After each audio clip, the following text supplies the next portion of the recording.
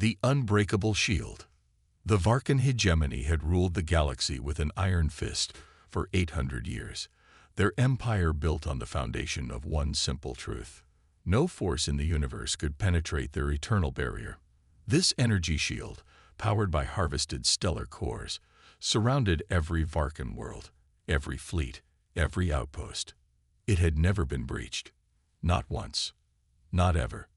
Supreme Overlord Krextar stood before the crystalline viewing wall of his command spire, watching as another rebellious world burned beneath the purple sky. The Xenathi Alliance, the last coalition brave enough to challenge Varkan supremacy, had just lost their final stronghold.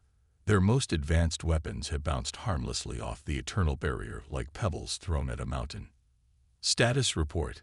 Krextar commanded, his 4 arms clasped behind his armored back. The Xenathi homeworld has fallen. Supreme Overlord, reported Commander Vex Null, her scales shimmering with satisfaction. Their entire fleet was destroyed attempting to breach our defenses. No survivors detected. Krextar's mandibles clicked in approval. And the other sectors? Peaceful, my lord. The demonstration of our power against the Xenathi has reminded the lesser species of their place. None dare challenge us now. It was then that the scanners detected something unusual, a faint quantum signature from a previously unexplored sector of the galaxy. The signal was weak, primitive by Varkan standards, but it carried something strange. Mathematical patterns that didn't match any known civilization's communications. Investigate, Krextar ordered, but send only a scout ship. Whatever primitive species produced this signal poses no threat to us. 3 weeks later, the Varkan scout ship Inevitable Victory dropped out of hyperspace near a small blue planet orbiting an unremarkable yellow star. The planet's inhabitants called it Earth, and they called themselves humans. They had only recently achieved faster-than-light travel, their ships held together with what looked like spare parts and determination. The first contact was almost laughable. The human ambassador, a woman named Elena Rodriguez, arrived aboard a ship that the Varkan scanners could barely classify as spaceworthy. Her vessel, the UES Endeavor, was a patchwork of different technologies, as if the humans had studied a dozen different civilizations' designs and somehow made them work together. Greetings, Ambassador Rodriguez said, her holographic image appearing in the Varkan command center. We are humanity, and we come in peace. We've observed your empire from afar and wish to establish diplomatic relations. Commander Vex Null laughed, a harsh sound like grinding metal. You observed us. With what technology? Your ships are held together with adhesive strips and hope. But Rodriguez didn't flinch. We've learned that the most elegant solutions often come from unexpected combinations. We would like to propose a cultural exchange. Enough, Vex Null interrupted. The Varkan hegemony does not exchange culture. We dominate. You have 2 choices, submit to our rule or be destroyed. Rodriguez's expression remained calm, though something flickered in her eyes. Not fear, but something else. We respectfully decline both options. Humanity chooses a third path. There is no third path, Vex Null snarled. Our eternal barrier has protected us for 8 centuries. No weapon can penetrate it. No force can break it. You will learn this truth as countless others have. The human ambassador nodded slowly. We understand. We'll take some time to consider your generous offer. May we have your technical specifications for the surrender protocols? Vex Null transmitted the data with contempt. These humans were clearly stalling, but it didn't matter. When the Varkan fleet arrived, Earth would fall like all the others.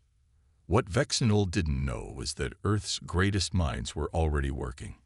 In underground laboratories and orbital research stations, human scientists studied every piece of data about the eternal barrier they could gather. They analyzed energy signatures from old battle recordings, studied the mathematical principles behind Varkan shield technology, and most importantly, they looked for patterns. Dr. James Park, Earth's leading physicist, made the breakthrough. It's not invincible, he announced to the Emergency Council. The eternal barrier operates on quantum harmonics. It's like a musical instrument playing a perfect note. But every perfect system has a resonance frequency. Find it, and the whole thing shatters. How do we find it? Asked General Sarah Williams. Park smiled. That's the beautiful part. We don't find it. We create it. The Varkans built their shield to stop every known weapon in the galaxy. But humans? We're unknown. We're unpredictable. And we're very good at improvising. 6 months passed. The Varkans grew impatient with humanity's delays and finally dispatched a fleet to Earth. 50 dreadnoughts, each protected by the eternal barrier, emerged from hyperspace in perfect formation. They expected surrender. They expected fear. They didn't expect Captain Marcus Chen. The human fleet that met them was small, just 12 ships, each one a different design, as if humanity had raided a cosmic junkyard and assembled vessels from spare parts. The Varkan commander laughed at the sight. "Is this your mighty resistance?" The commander broadcasted. "Your ships don't even match. They look like toys built by children." Captain Chen's response was calm. "In human history, some of our greatest victories came from asymmetric warfare. David and Goliath. The American Revolution. We've learned that when you can't match your enemy's strength, you don't try to. You find their weakness." "We have no weakness," the Varkan commander roared. "Our eternal barrier is about to sing its last song." Chen interrupted. The human ships began to move, but not in any formation the Varkans recognized. They danced around each other, their engines firing in seemingly random patterns. Energy signatures peaked in valleys, creating a complex interference pattern that made the Varkan sensors struggle to track them. Then it happened. Each human ship released a pulse, not a weapon, not an energy beam, but a quantum frequency that seemed to vibrate through space itself. The pulses combined, interfered, and amplified, creating what the humans had named the quantum echo. The first Varkan ship's eternal barrier flickered. Just for a moment, but that moment was enough. The barrier's perfect harmony was disrupted, its quantum resonance shattered by frequencies it was never designed to handle. The shield collapsed like a soap bubble meeting a pin. Panic spread through the Varkan fleet. The impossible had happened. The eternal barrier, their ultimate defense, had failed, not broken by brute force, but unraveled by understanding. "Retreat," the Varkan commander screamed, but it was too late. One by one, the barriers fell, and for the first time in 8 centuries, Varkan ships felt vulnerable. The human paradox. Captain Marcus Chen watched as the Varkan dreadnoughts scrambled to retreat, their movements no longer the confident advance of conquerors, but the desperate flight of the suddenly vulnerable. For 800 years, the eternal barrier had been their armor, their identity, their proof of superiority. Now, as shield after shield collapsed under the harmonics of the quantum echo, that identity crumbled with them. "Sir, should we pursue?" asked Lieutenant Maya Patel, her fingers hovering over the weapons console. Chen shook his head. "No. Let them run. They need to spread the word. The eternal barrier can be broken. Fear is a more effective weapon than any missile." The fleeing Varkan ships jumped to hyperspace, carrying with them something the hegemony hadn't felt in centuries: doubt. Within days, the news spread across the empire like wildfire. The humans, a species so primitive they still used chemical rockets alongside their FTL drives, had done the impossible. On Varkan Prime, Supreme Overlord Krextar smashed his command throne in rage. "Explain," he roared at his science council. "How did these primitives breach our perfect defense?"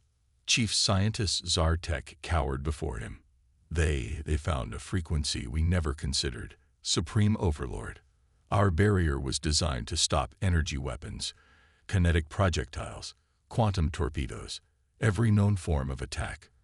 But the humans didn't attack the barrier. They made it attack itself. Impossible. They used chaos theory, my lord. Random interference patterns that created resonance. It's like like they convinced our shield to sing itself to death. Krextar's four fists clenched. Prepare the Grand Armada. Every ship, every weapon. We will crush Earth with overwhelming force. But humanity wasn't waiting idly. In the weeks following the first battle, something unexpected happened. Ships began arriving at Earth, not human ships, but vessels from species long oppressed by the Varkans. The Xenethi survivors, the Korvax Collective, the Threnody Commonwealth, all came bearing gifts of technology, intelligence, and hope. "You did what we thought impossible," said Xenethi Admiral Crixon, his feathered crest raised in respect. "For the first time in generations, we have hope. How can we help?" Ambassador Rodriguez, now Earth's military coordinator, smiled. "By being yourselves. Humans aren't conquerors. We're liberators.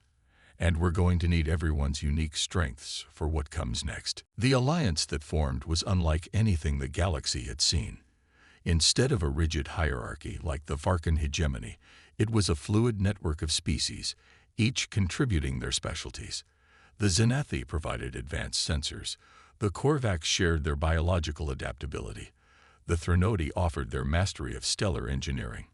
And the humans, they provided something no one expected: improvisation. When the Varkan Grand Armada arrived at Earth, they found not a single planet to conquer, but a distributed defense network spanning the entire solar system. Asteroid bases, lunar installations, ships hidden in the rings of Saturn. Humanity had turned their entire system into a weapon. The battle began with the Varkans' traditional overwhelming assault. Thousands of ships, protected by enhanced eternal barriers designed to resist the quantum echo, descended upon Earth. But the humans had evolved their tactics too. "Execute Operation Kaleidoscope," Captain Chen ordered from his new flagship, the UES Unity. Human and allied ships began an intricate dance, their movements seemingly random, but precisely calculated. They didn't try to breach the new barriers directly. Instead, they created gravity wells, bent space-time, and generated quantum fields that made the barriers work against themselves. The Varkans watched in horror as their own shields began to resonate with the fabric of space itself. Ships phased in and out of reality, their barriers creating feedback loops that tore them apart from within. It wasn't a battle. It was a symphony of destruction conducted by humanity's chaotic genius. But the real blow came from an unexpected source.